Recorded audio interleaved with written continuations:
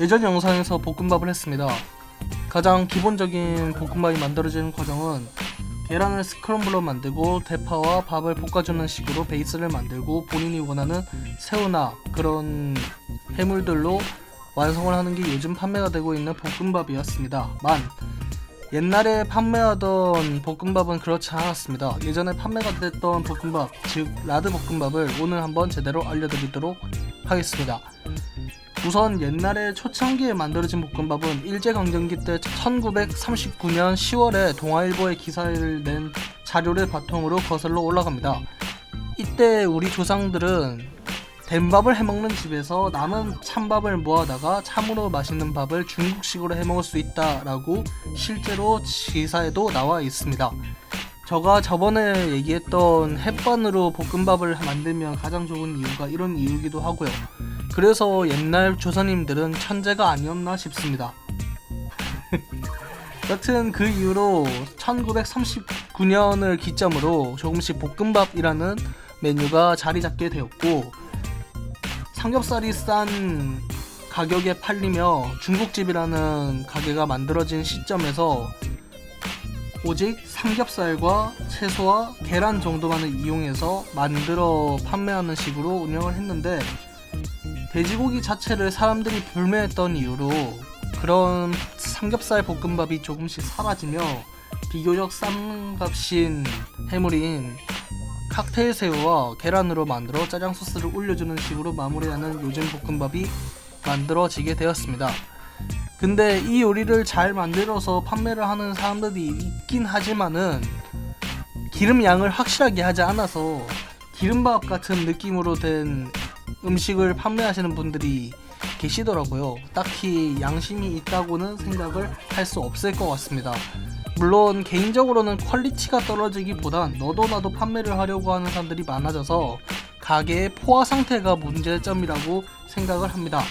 그러다 보니 소비자만 손해인 거죠. 소비자들은 돈을 주고 사 먹는 음식이기도 한데 사람들이 좋은 가게를 빨리 찾으려면 또 돈을 써야 되는 게 팩트다 보니 그냥 집에서 만들어 먹는 게 더 싸다고 생각합니다.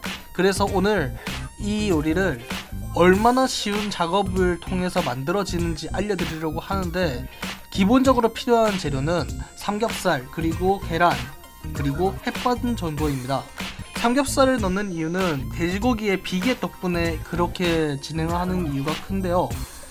비계를 구워주면 밑에 하얀색이 기름 덩어리들이 생깁니다. 그게 라드라고 쉽게 생각하시면 되겠습니다. 이 라드가 굉장히 쓰이는 곳이 많아요. 기본적으로 아무 볶음밥에 볶아서 먹어도 맛있고 간단하게 계란 후라이만 해도 정말 맛있습니다. 그래서 그런지 이런 식으로 판매를 하는 업체도 있더라고요. 볶음밥을 많이 해드시는 분들에게는 추천합니다. 여튼 기본적으로 기름량은 상당히 많이 들어간다고 생각해도 괜찮습니다. 근데 이렇게 기름량이 많아야 비빔밥 같은 느낌이 들잖아요.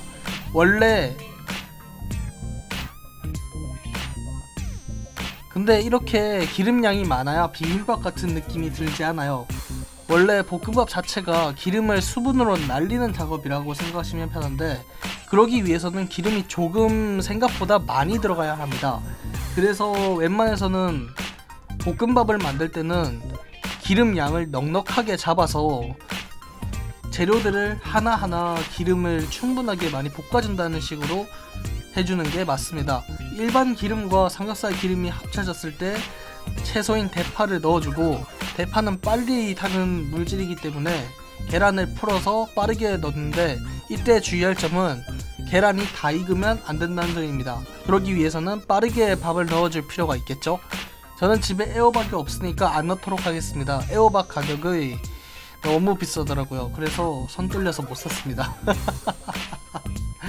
그리고 여기에 당근을 넣으면 아마 색도 이쁘게 나고, 들어가는 재료가 많으면 넉넉하게 기름을 부었을 때 조금 더 만들기 편할 겁니다. 그러니 기름을 많이 부어서 맛을 못 낼 것 같은 사람들은 애호박과 당근, 대파, 뭐 그런 야채들로 충분하게 볶아주시면 누구보다 더 퀄리티 있게 만들 수 있을 겁니다. 여튼 필수는 아니니까 알아서 넣으세요. 밥을 넣고 충분하게 볶아준다면 아마 이런 식으로 완성이 됐을 겁니다. 그리고 간장을 넣고 미원으로 마무리를 해주면 되는데 저는 진간장을 넣고 마무리를 해주도록 하겠습니다. 해물용 간장이 있으신 분들은 선택을 해서 넣으시면 되겠습니다. 오늘은 옛날 레시피 그대로 가는 거라 진간장을 사용한 겁니다. 여튼 간장으로 간을 해줄 때 맛을 한번 보시고 불을 끄면 이게 다긴 해요. 아마 집에서 해보신다면 늦어도 7분 정도면 아마 먹을 수 있을 겁니다. 아참, 집에 대패 삼겹살이 없다고 못 먹는 게 아니라 비계가 많은 돼지고기라면 어떤 부위라도 괜찮습니다. 그리고 이 볶음밥을 하고 나서 웬만해서는 빠르게 드세요. 안 그러면 삼겹살에서 나온 기름이 굳어져서 기름을 먹는 건지 밥을 먹는 건지 모를 정도로 맛이 없어지거든요. 여튼 이렇게 해서 끝내면 되는데 왜 제가 이렇게 수분을 빨아들이는 과정을 강조하는지, 수분을 완전하게 빨아들이지 않았을 때 얼마나 이상하게 되는지 알려드리도록 하겠습니다. 아까와 똑같은 방식으로 진행을 할 겁니다. 기름을 부어주고 삼겹살을 구워서 라덴을 만들고 수분을 빨아들이지 않아야 하니 계란을 넣지 않고 대파를 넣은 다음 밥을 넣고 만들어주게 된다면 이런 식으로 완성이 될 텐데요. 보기에는 좀 괜찮아 보이는 볶음밥인 것 같지만 정말 기름집니다.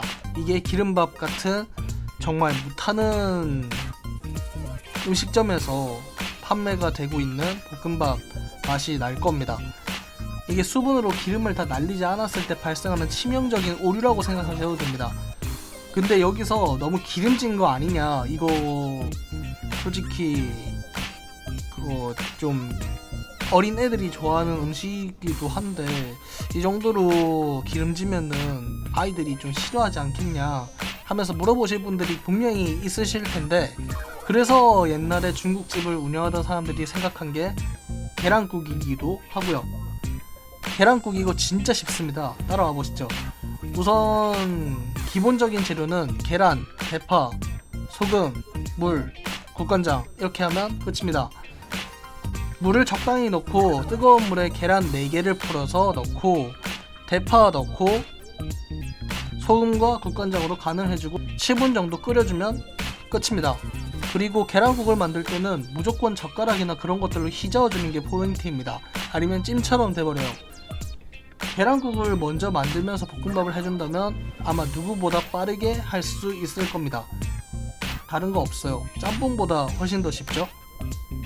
그래서 이걸 판매한 이유도 있을 겁니다. 나는 이걸 정말 해먹기 싫고 다른 가게에서 먹고 싶은 분들은 부산역에 차이나타운에 가면 사해방이라는 중식당이 있습니다. 거기 진짜 맛있어요. 원래 남포동에 사해방이 있었는데 폐업을 하셨더라고요. 50년 넘게 이게 운영을 하신 분이라 엄청 자주 갔었었는데 조금 안타깝긴 하죠. 여튼 근데 이것도 확실하게 말할 수 있는 거는 이것도 한 2년 전 일이다 보니까 그 맛이 이어질지는 모르겠습니다. 맛있게 드시고 항상 행복하세요. 끝!